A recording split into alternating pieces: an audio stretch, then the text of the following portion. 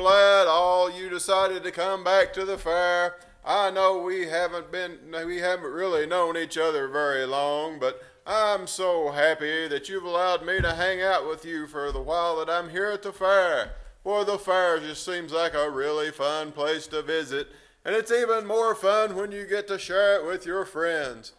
Speaking of friends, have any one of you seen Mr. Green? You remember, he's the local farmer, and he's very good at growing prize-winning vegetables and fruits.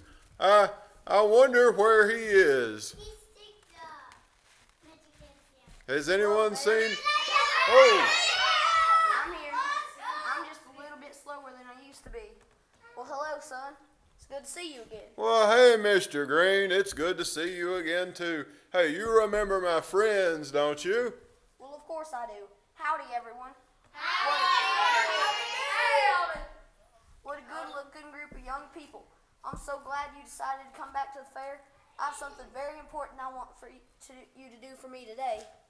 Well, I can't speak for everyone here, Mr. Green, but I know I'm glad to be here for many reasons. Of course, the fair is a really fun place to visit, but I'm really excited about spending some time with you. You know, there's just so much. Mr. Green? Did any one of you see Mr. Green? I can't. Don't sneak up on me like that. Anyway, like I was saying, I'm really excited about spending some time with you. You know, there's so much I want to learn about being a blue ribbon winner. So tell us, what's the secret to growing blue ribbon fruits and you know what? Hold on a second. My head was getting a little too hot anyway. So what's the secret to growing blue ribbon fruits and vegetables? Okay, now, just hold on to your horses. It has taken me many years to learn how to produce blue ribbon fruits and vegetables. It isn't something I could teach you in just 5 minutes. And besides that, if I could teach you only one thing, it would not be how to grow blue ribbon fruits from the ground. It would be to grow blue ribbon fruit in your life. Oh yeah, you were telling us about that. Something about the fruits of the, what's it called, guys? Fruits. Oh yeah, fruits of the spirit, right? That's right, son. The fruit of the spirit. The Bible lists 9 fruits in the book of Galatians, which each and every one of us should be working to grow in our lives. But as I told you, the fruits of the spirits are much more important than apples and peaches. The fruits mentioned in the Bible are characteristics, things which have been added to our lives, making us become more like Jesus. When those fruits can be seen in our daily actions, then you will live in the best type of life, a blue ribbon life. Oh, okay.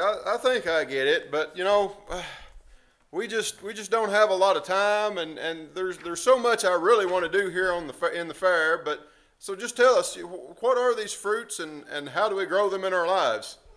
Well, you already learned about 2 of them, long-suffering and faithfulness. But there are many more of these fruits.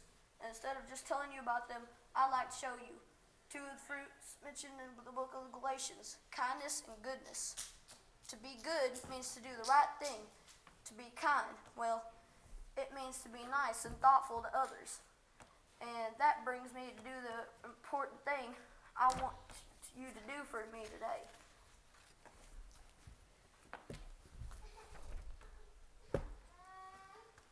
Each year, I go into all the neighborhoods around the country and look for good children who would like to come to the fair, but they cannot afford to. And since God has blessed me so much, I pay for their way into the fair while they are here. I like to buy them a special treat. Nothing big, just some popcorn and drinks. I'd like for you to do that for me today, son. I want you to take this money and go buy popcorns and drinks for 10 children. That will be a good way for you to begin showing goodness and kindness in your life. Can you do that for me? Sure, yeah. Yeah, sure, I guess. Yeah, yeah. Yes, Mr. Green, I can do that. Great. I'll be back with you in just a few minutes. Psst. Hey, buddy, over here. Huh? What? Oh, it's you. Hey guys, it's I.B. Fibbin. Yeah, it's me. Come over here. I don't think that's such a good idea. You got me in a lot of trouble last time. Besides, Mr. Green's given me something very important to do. Of course he has. And just why do you think he chose you for such and something so important? I don't know.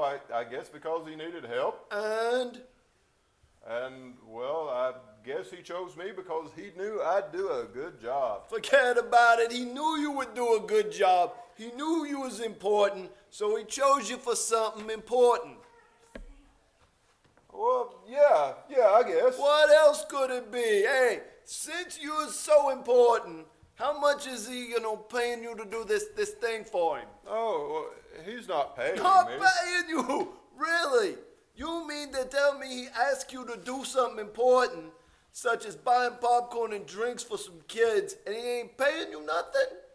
Well, he must have told you to get some popcorn a little late for yourself.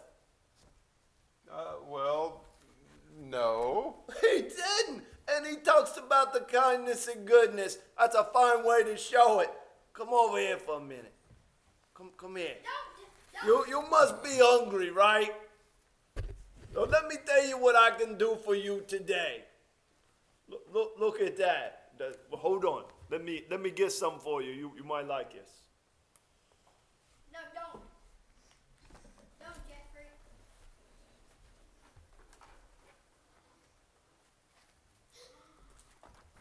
Oh. Yeah, look at that. Don't that look good? Oh, that does look good.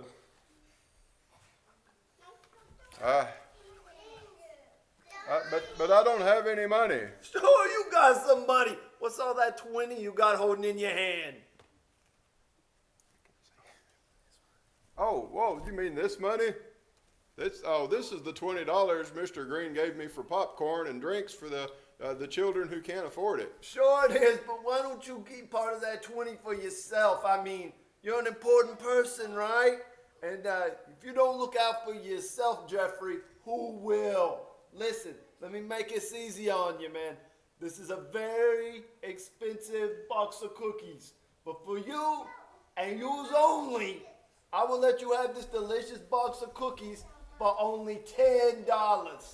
That will leave you 10 to buy the popcorn and the drinks for all of the poor kids that can't afford it. But I wouldn't be able to buy them any drinks. Yeah, that's okay. These poor kids ain't used to getting anything anyway, and they probably don't like pop no ways, and they can drink some water or wait till they get home or something, but they ain't gonna know the difference, and you'll get this delicious cookies that you deserve for only 10. You see, everybody wins. Oh, well, yeah, Fibbin, that does make sense. And Yeah. boy, those cookies really do look good. And boy, I am hungry. So, you're right. Okay. Yeah, good deal. That's a deal. That's a deal. Okay, That's a deal. I'll take the cookies. Let me get see it here. for you. Let me see. Let me get my money out. Yeah, that's 10. Let's see. $10. 1, Oh, yeah. Two. Put it here. Yeah, Hold on 2, there, son. 3, wait. 4. Hold on there, son. What are you doing? You got the money I gave you to buy the popcorn and drinks? Oh, no, this is only a portion of the money you gave me to buy popcorn and drinks. I was still going to use part of it to buy popcorn. I see. So all those needy children are not going to have anything to drink, so you could just eat your cookies. Well, when you put it like that doesn't really sound like the right thing to do, does it? That's because it isn't the right thing to do. Son, if you wanted cookies, I would have bought you cookies. But but I gave you an important job because I wanted to show you how wonderful it felt to be good and kind to someone else. Well, yes, but I.B. Fibbin told me I needed to look out for myself. Yes, I am sure he did. And that is the same thing Satan will tell you as you go through life. It isn't the same thing in the world, I tell you. Look out for the number one. But son, that is not what you should do if you want to grow the fruit of the Spirit in your life. That's not what Jesus would do. It's not? No, it's not. Son, wherever Jesus went, he was always thinking about the need of others, not himself. For example, there was a time when Jesus was walking through a city and met a man with the terrible disease called leprosy. In those days, if you had leprosy, no one would come near you because they didn't want to catch it. They certainly did not take the time to be kind to you. But is that what Jesus did for the man? Jesus stopped from his busy schedule and reached out and cured the man from his leprosy. Yeah, but Mr. Green, I can't do anything like that. No, you can't. But Jesus doesn't expect you to. He only expects you to do things you can do. We might not be able to heal other people or fill all their needs, but we can reach out and touch them our kindness. You have asked me to share my secrets in growing blue ribbons, fruits and vegetables. Well, one of the things I've learned is that growing good fruits and vegetables requires you to give them a little tender loving care. TLC. You have to water them. You have to keep the weeds out. You have to care for them, or they won't grow into the prize-winning fruits you want them to be. Another thing I've learned is that you can't supply that TLC if you are continually thinking about yourself. You have to put their needs in front of yours. Yeah, I know. You're right.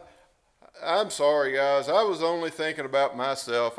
I guess I've got a lot to learn about goodness and kindness.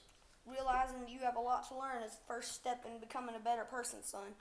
Don't ever stop wanting to learn. If you can ever learn to grow the fruit of the Spirit inside you, then you will be on your way toward leading a blue ribbon life. I still have more to tell you, but you go learn about all that goodness and kindness, and we'll meet back here soon. Oh, thanks, Mr. Green. Boy, that Mr. Green sure is full of a lot of good information. Let's hope we meet him again later today. How about it? All right. Thanks. Well, Yes? Why don't you feed the cookies to the kids? Well, here's the thing.